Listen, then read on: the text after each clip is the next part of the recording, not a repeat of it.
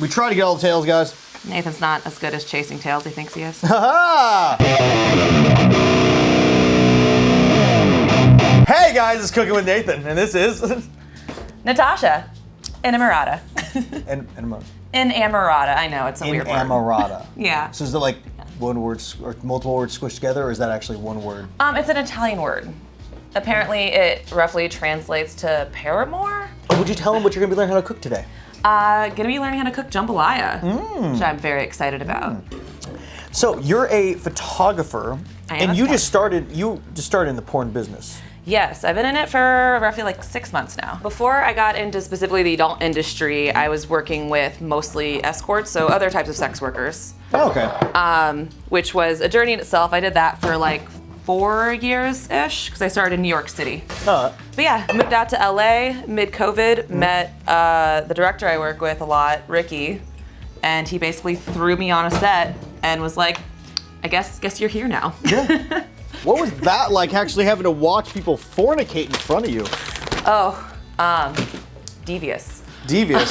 Devious in a bad or devious in a good? Not devious, deviant. Man of voyeur awoken. Oh, so you quite enjoyed it. Of course. I mean, yeah, it's fun to watch people have sex. It is. You couldn't so keep what's this going I hear about, are you a polyamorous type of person? Yeah, I've kind of been in that lifestyle for, I guess longer than I haven't been. I've been in open type relationships pretty much since I was, like 21. A young lass? Yeah, very young lass. Not 21, probably 22. Oh, you look very young. Okay. You have a very youthful smile. Good, Yes. good. I like hearing that. A very, I don't know what the French word for it is. Je ne sais quoi, I don't know. Yeah, there you go. Yeah, that's the right one, right? God, those smell really good. I think that literally translates to I don't know what. Okay, then the Spanish version's chingo there. What made that easy for you to transition from, I'd say, the normal of what most humans in the world think is normal to being someone who's a little bit more openly flowing with their sexuality, I guess you would say? So I kind of view like all my relationships in my life to be important, regardless if it's a sexual connection or not. Okay. But as far as like making that easy and transitioning to that, nothing made that easy. No, I'm saying like let's say like the first time this happened. Like was it college? Was it? So it was when I had first moved to St. Louis after college. I'm from a very small town. But I met this guy. We had a really good like connection, but it just was not something that was gonna be like an end all be all for either of us, and we knew that.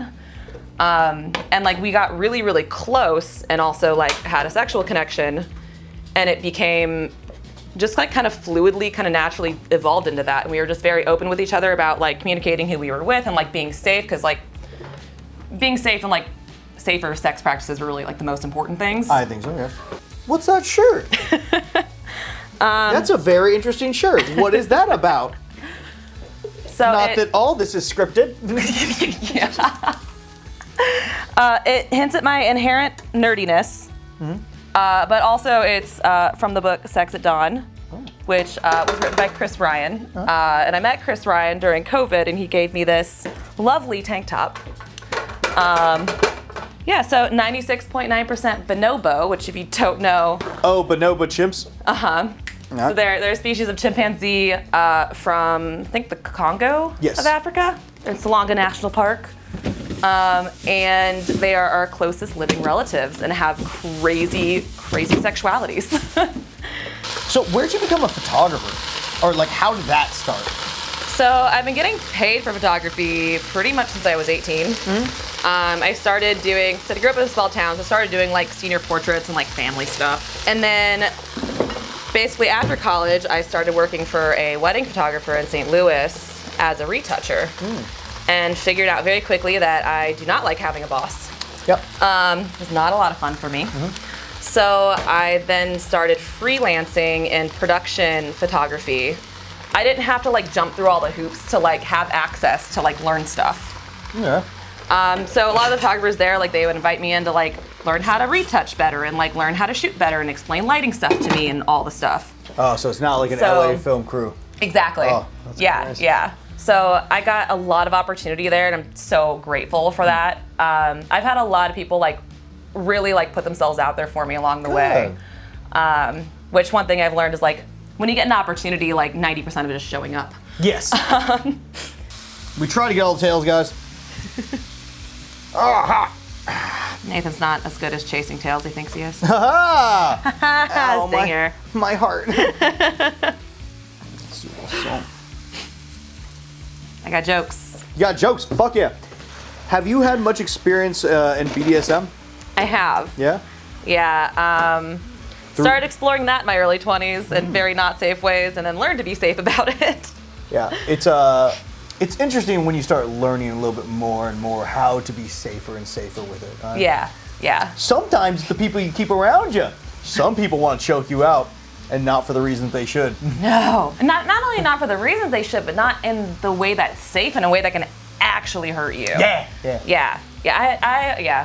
I hooked up with someone recently, and he tried to choke me, and I like literally grabbed his hand, and I was like, "Do you know how to do this?" And he's like, "Yeah." And I was like, "Okay, explain to me step by step how you do this safely." And he like could not. I was like, "Nope, we're not doing this. Like, I'm into it, yes. However, we can take a class." In your personal life, you've actually had a guy maybe lose his wood.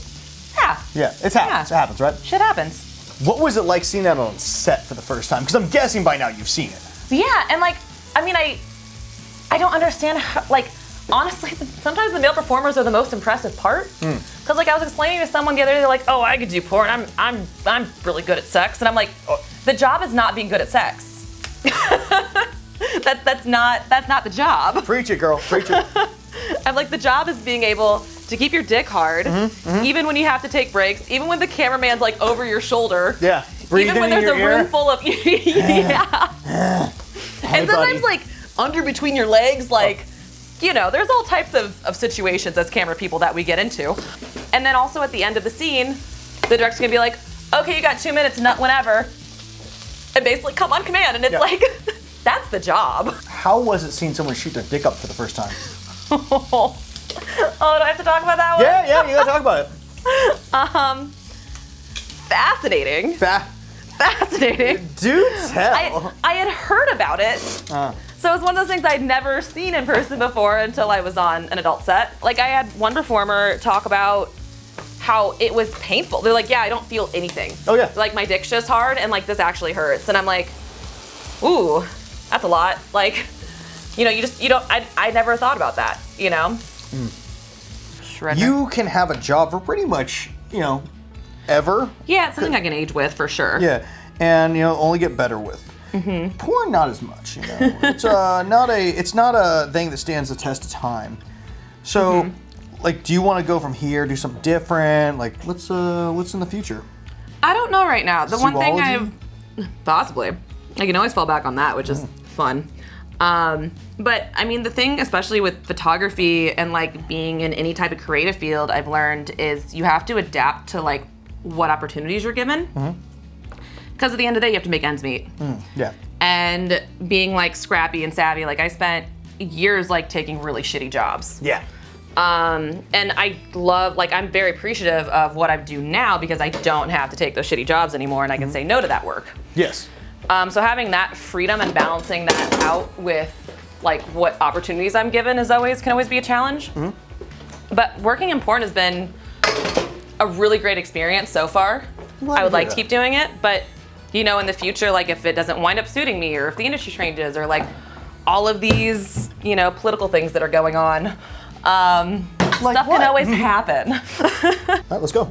All me. You're welcome. Proud. I mean, thank you. I mean, I'm so happy that I have a show where I don't have to do this. Now I just gotta make another show where people wash my dishes. Love that.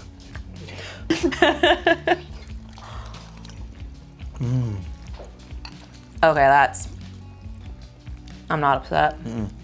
It's very hot, but very, very good. One thing I think I would do is chop up the shrimp. Yeah. Fucking high five. Good job. High five. Oh, hey. That was a good one. There we go. Tell them where they can find you, what you're doing, what's up next, all the cool stuff, what's going on, so we can eat this food So and you say. can find me on Twitter and Instagram. Yep.